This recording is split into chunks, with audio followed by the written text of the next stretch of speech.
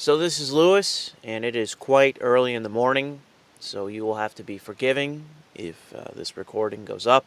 Assuming it does, I may just have to script something out, although I wish I don't have to, and I hope I don't have to, because if that does happen, it will likely delay this for a few days because of my schedule and the problems I have with actually getting to recording an actual scripted video. But I want to talk about this Las Vegas shooting that occurred on Monday or over the night. I'm not sure. I think it was during the night that it occurred, but whatever. I heard about it early afternoon on Monday. So I'm not going to get into the speculation that's currently ongoing as it relates to the shooter's motivations. There seems to be some serious questions about what happened with this. I think it's kind of undeniable at this point that this guy didn't just show up at a hotel and start shooting people. It appeared to be planned for days before. This guy was in that hotel room for apparently days, and that's fairly odd. And there's also the current issue with his spouse or significant other being a person of interest, in that she may have been an accomplice in the shooting, because as far as I know, she was taken into custody, which is different than just being questioned. That's a pretty big deal, and that's not normal. So I'm not really sure whether this woman played a role or not, or whether there was any real motivation to this guy doing what he did other than just nihilistic rage. But there are some questions that still linger as it relates to the shooting. But for now, we will just assume that this was aimless, other than this guy showing up and shooting people. Now, as it relates to the shooting, another hard fact we have to keep in mind is that while this shooter killed 68 people and injured hundreds of others, I assume a decent portion of those that were injured were indirectly due to being trampled and stuff like that. But still, this was a horrific event where a lot of people died, and people are now terrorized. And I've watched at least 2 news stories on my local channels talking about how, well, this event could happen anywhere, and should we be afraid? Should we be restricting liberty? Should we be cracking down, wearing body armor when we go out to public events, like going to a baseball game, blah, blah, blah. That's how you make that fucking ad revenue, baby. Scare the shit out of the public. Should you put body armor on your children when you go to your fucking baseball game? Shit like that. It's ridiculous. Yeah, you could die. You could die tomorrow. You're far more likely to die in a fucking car accident, by the way.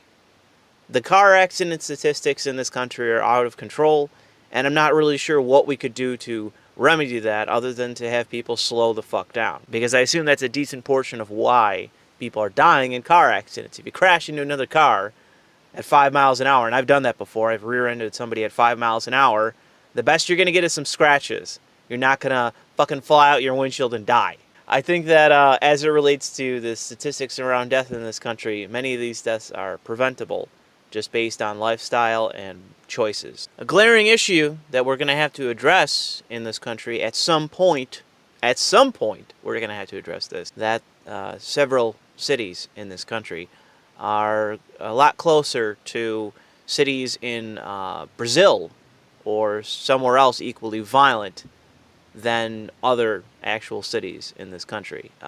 They are ridiculous in terms of their homicide rate. I believe there was somewhere close to 800 murders in fucking Chicago in 2016. So last year, 800 fucking murders. That's quite a bit. That's kind of out of control. And you have to take into account that that's not counting just the shootings, not the attempts at murder. That's just the successful murder rate in fucking Chicago. And as far as you know, Chicago isn't even the most violent city in the country. That's just Chicago. That's a glaring issue in this country. And it's something that I think we are denying, that we're just trying to look away from. And also, if we want to talk about how white men are responsible for fucking murders in this country, okay, let's talk about the inner cities. Let's talk about who's dying at a disproportionate rate and who's committing the violent crimes at a disproportionate rate. Guess what? It's not fucking white men. As far as I know, I'd have to even look to see who is even the majority of murders in this country, victim and shooter. I don't even know if they're white because of how disproportionate the statistics are. But that, again, is an issue that we don't want to address. We don't want to address the actual issue in this country we have with murders. And the problem is that the only people that are even willing or seemingly willing to acknowledge this problem are the alt-right, which they don't really offer many solutions outside of fuck darky. That seems to be all they have to offer in terms of solutions, which isn't much of a solution. This is not the same as the other, or the former, worst mass shooting in America, which was a terror attack. Although it's not acknowledged. It's a mass shooting, but it was a terror attack. But no, let's just forget about that. Let's forget about the fact that this guy claimed to be a fucking Islamist, was an Islamist, killed gay people specifically in the name of his religion, and I believe he was also claimed from a terror group to be an agent of theirs, which they continue to do, but whatever. Okay, the facts stand as they are in that case, but no, let's lie and call it a mass shooting because imagine all the people! The hypocrisy is something I can't stand. Every single time, whether it's the United States or it's Europe, every time, without fail, there is a terror attack. There are calls for draconian measures, and I have heard people on the right call for draconian measures, typically as it relates to Muslims. And I can tell you that my sympathies grow and grow each and every time that a terror attack happens with those draconian measures, simply because they seem necessary to prevent further terror attacks. But in relation to mass shooters in the United States, which I will acknowledge is a problem that is distinct for the United States to have, it's something unique that we have a problem with. The issue is not simply access to legal firearms. That is not the issue. To my knowledge, in this case, and with many other cases, it's not as simple as someone having access to legal firearms, which has happened. That has happened before, where someone with a legal firearm has committed a mass shooting. However, in this case, this is either somebody that had access to illegal firearms or converted his firearms illegally. That is what happened here. So he committed a crime prior to conducting the mass shooting. And I'm sorry, but there's not a whole lot of ways to get around that. I'm not really sure what the government can do to prevent a shooting like this, where the motivations either are unclear currently or are non-existent, where this guy just acted independently for no reason, seemingly. So far, there's nothing that says exactly why he did what he did. There's no note, there's no manifesto, there's nothing. There's no acknowledgement of why he did what he did. There's just rumor, speculation, and no information. Maybe somewhere down the line, someone could have checked his bags that were being delivered to the room, or something. Someone could have asked a question, somebody could have followed up. You know, his family could have been more involved with his life. Like, I mean, you can speculate to whatever means you want to. The answer is not the predictable fucking authoritarian measures that we are hearing from primarily Democrats in terms of responding to the shooting, which always are in the self-interest of those politicians. It is always the interest of the state. It's always the interest of the authorities. Although, again, like what police can do in this to prevent it, or agencies or whatever, I don't see. You know, if you find something practical that agencies and police and everyone else can do for the government to do to try to prevent further attacks from happening in the future, by all means, you know, give an example, give a suggestion. I'm not saying it's impossible. I'm sure there are steps that can be taken. However, we also have the boundaries of the U.S. Constitution.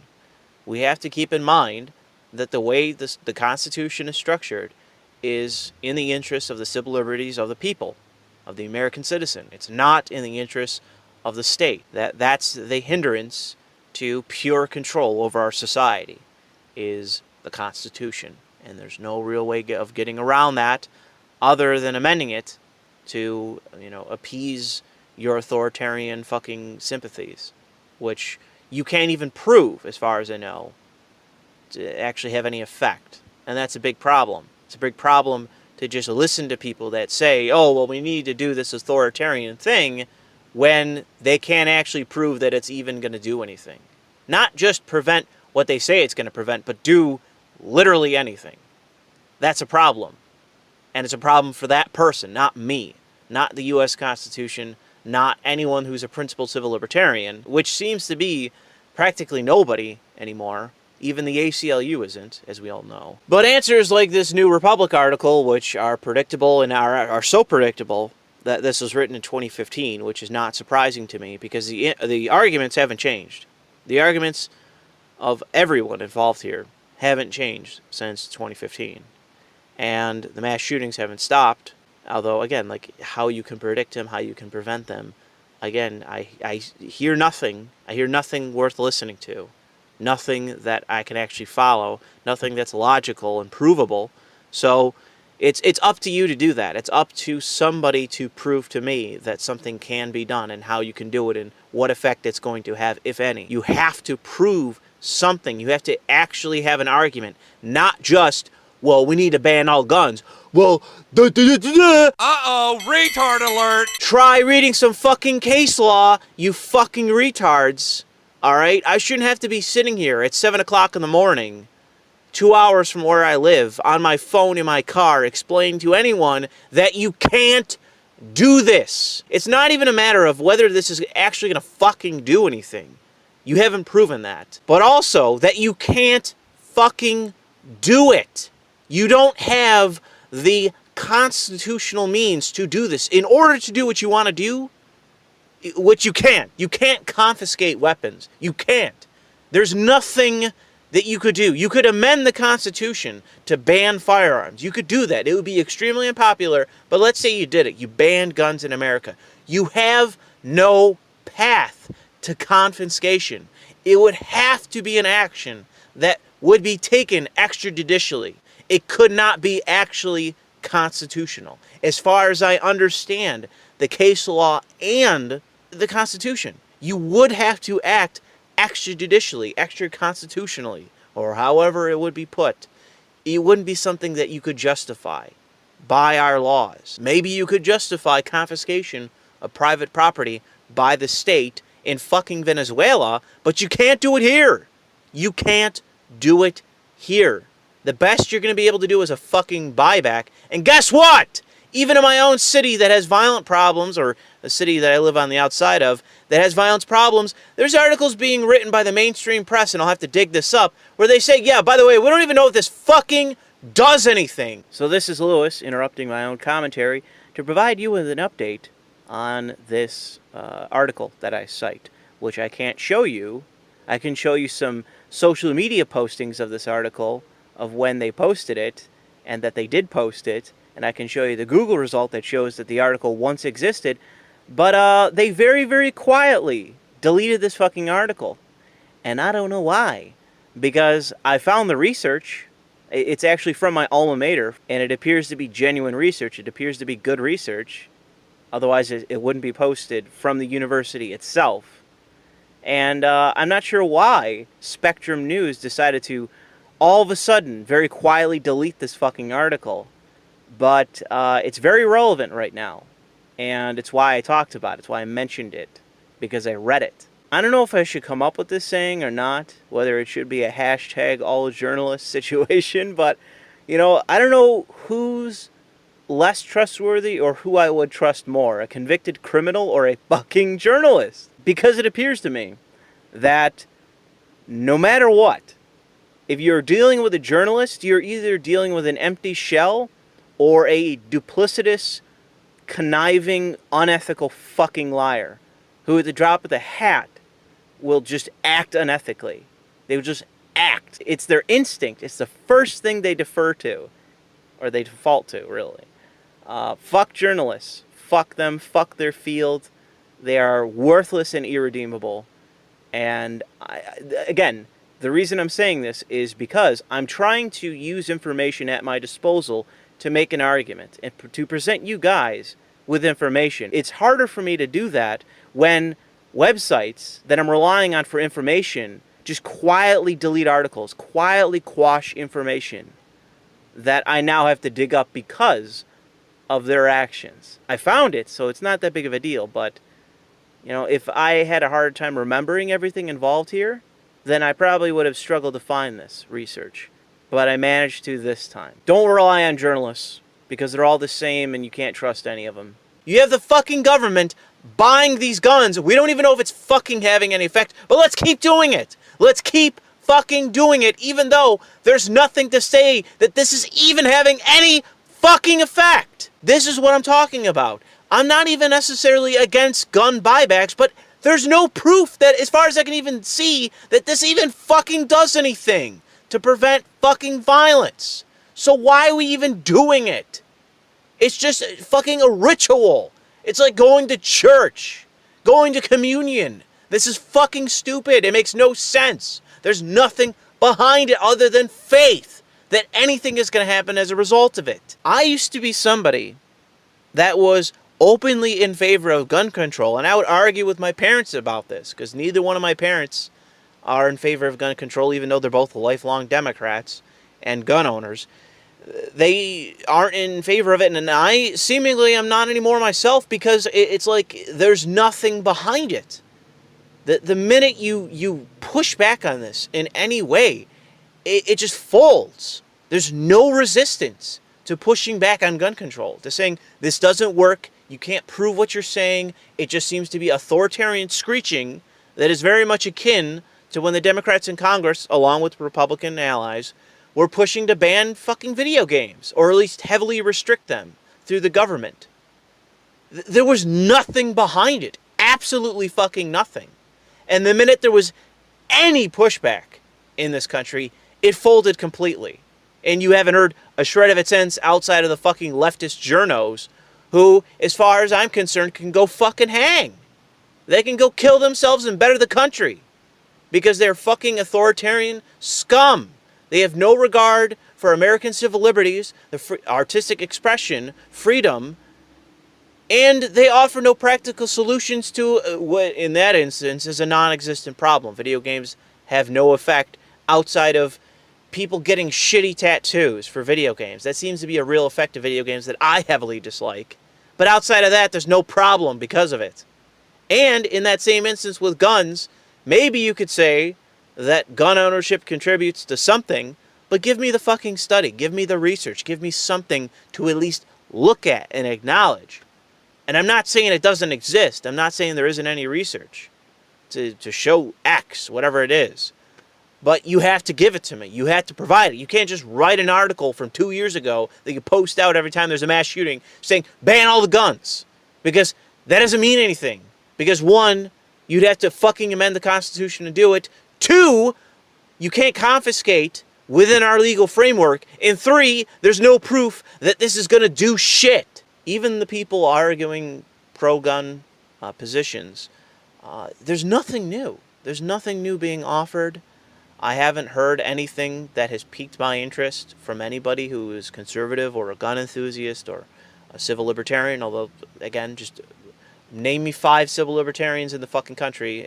You'd be hard-pressed to fucking track them down. There's more fucking trannies in this country than actual civil libertarians. If I had anything to offer in this commentary as a suggestion, it would be for both sides, and that includes the gun enthusiasts and the pro-Second Amendment people, to be provocative and innovative in their arguments. Don't fall back on the same old talking points that you've heard from somebody smarter or more politically articulate than you. Try to come up with something new. Try to take a second, and I'm not saying this demeaningly or patronizingly, I'm saying this genuinely, that try to come up with some decent arguments that are on your own and put them out there.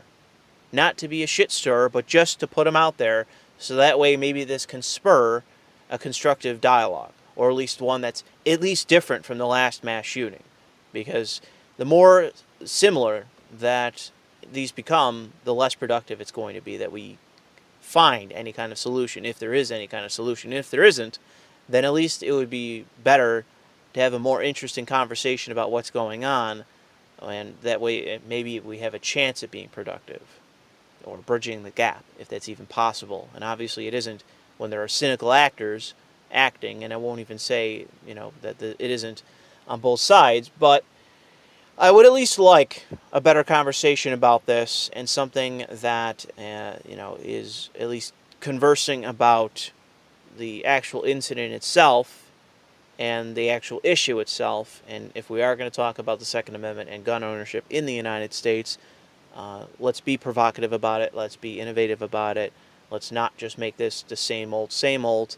And I know that I am not helping that much in this video by talking about the hypocrisy and how that annoys me, but it is at least my contribution to this, as it is something that irritates me pretty much more than anything, is the hypocrisy. You know, you can say whatever you want to about Sam Harris, but I've seen positions put out there by Douglas Murray, Sam Harris, Christopher Hitchens when he was alive, and the rest, public intellectuals, where it has spurred a genuine conversation and it has changed the conversation. And in many ways it has become more constructive, or at least more practical to having any kind of solution. So that's why I'm telling you and I'm asking you, think about this event, try to think outside the box, try to offer something provocative. If you want to leave a comment, feel free to. But try to think about this in a productive way, in a constructive way, and in a way unlike any other person. Even if it takes some time to do it, mull it over. Even if it's, you know, a pain in the ass to do so for a few hours, or if you have other things going on, just consider it, as I am now, and I will continue to. Because I think that if we come up with something that is unlike what we've heard before, maybe that's the thing. Maybe that's the thing that leads to the thing that actually can offer something practical. Maybe that's the conversation that occurs where we bridge the gap, where people can actually understand both sides. That one side, the genuine people in it, are concerned about civil liberties and their freedom and access to firearms, which they consider to be a fundamental civil liberty in American society.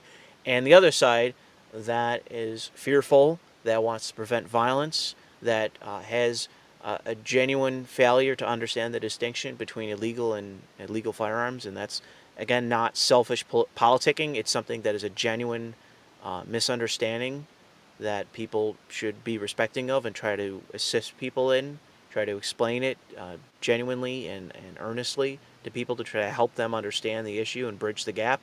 So I think there is something that can happen here that is productive, but it requires genuine thinking. It requires people trying to think outside the box, because currently the conversation that's going on isn't productive. It's not leading anywhere. It's just two sides with their talking points, throwing them out, and nothing's changing, nothing's bettering, and the gap still exists, and it's a fucking canyon-sized. So I'll end it there, and thanks for listening.